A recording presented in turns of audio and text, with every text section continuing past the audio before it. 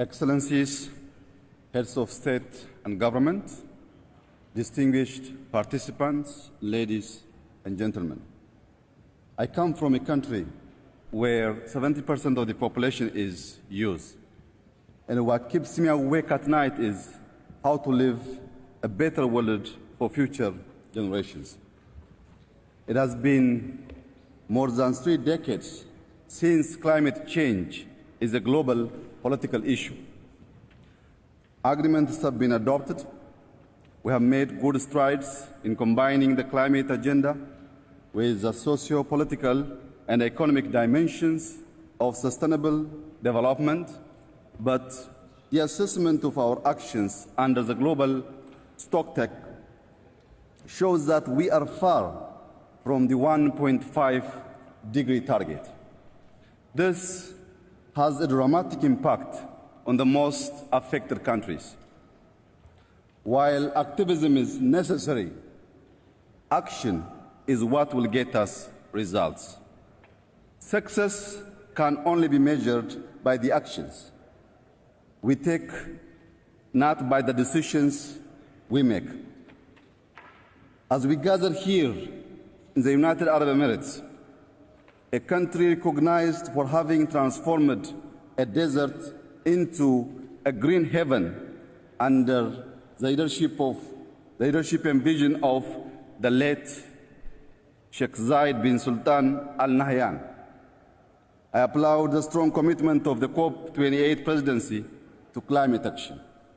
Excellencies, ladies and gentlemen, Africa is a strong ally in fighting climate change, and we are striving to drive green growth both within the continent and globally. However, we remain highly exposed to the impact of climate despite contributing the least. Recurrent droughts, intensified floods, and livestock loss are some of the many climate shocks that have affected lives and livelihoods of our people over the years. For Ethiopia, the battle to protect and heal our planet is a battle for growth and prosperity. Allow me to highlight a few homegrown solutions we have been implementing towards reducing emission and building resilience. First, the Ethiopian Green Legacy Initiative, a powerful natural-based solution launched in 2019. Over the last 5 years, we established 130,000 nurseries across the country, and yearly millions of people mobilize in seedling, planting, and seedling management.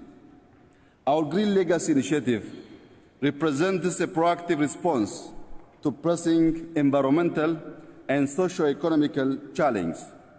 It reduces carbon emission, preserves our biodiversity, creates jobs, and boosts sectors such as tourism.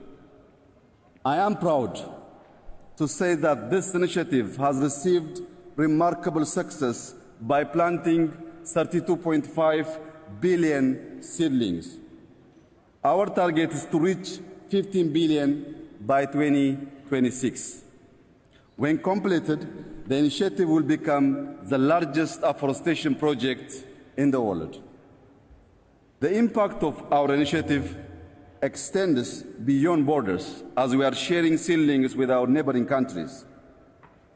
It can further play a catalytic role in Africa and complement existing initiatives such as the Africa Forest Landscape Restoration Initiative and the Great Green Wall.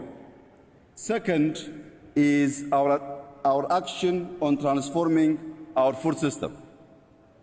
We believe that climate, biodiversity, water, people, and food systems are strongly interrelated.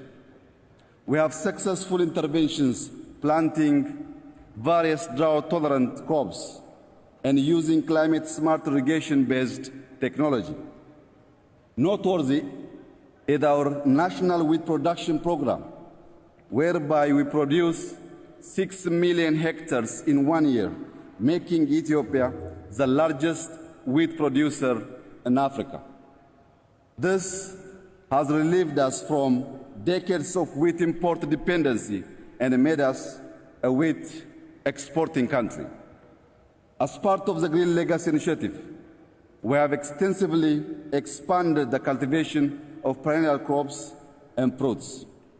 Furthermore, to diversify sectors prone to the impacts of climate change and promote nutrition-sensitive agriculture, we are increasing our country's supply of poultry, dairy, livestock, and honey through a program called Yelemat Turufat, loosely translated as a bounty of the basket. We have an urban initiative whereby we encourage eco-friendly and resource-efficient greening and farming methods. Our sustainable agricultural practice optimize effective water management and prioritize investments in renewable energy-based irrigation systems. Third, we have been investing extensively in renewable and green energy resources. Ethiopia has the potential to generate over 60,000 megawatts of clean energy by expanding hydropower, solar, wind, and geothermal sources. Our target is to triple our current power generation capacity and double our energy utilization efficiency by 2030. This will allow us to achieve universal access to electricity, minimize dependency on biomass fuel, and provide the opportunity to our industries to reach their net zero targets by 2050. Last are our bold actions in the transport sector. We adopted policies to encourage the use of electrical vehicles that resulted in a sharp increase of hybrid and electric cars on our roads while reducing the macroeconomic burden of importing fuel.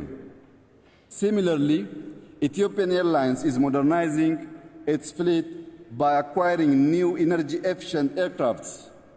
Furthermore, we have electrified railways, a growing non-motorized transport infrastructure, and we are expanding our mass transit system. Excellencies, ladies and gentlemen, these are concrete examples of action. We are actioning our nationally determined contribution, and our progress is a testament to our commitment to the Paris Agreement. I now call upon a collective global action for a stepped-up climate agenda. The major challenge in scaling solution is the cost of capital and how international financing is structured. No country can effectively confront the climate challenge if debt is a burden. This is why the G20 must work to implement bolder and timely debt relief plans to help the most affected countries overcome debt distress, address climate challenge, and pursue more equitable and sustainable economic growth objectives.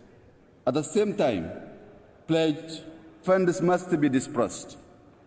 I would like to conclude by urging all parties to negotiate in good faith and come up with innovative outcomes as we collectively tackle the impact of climate change.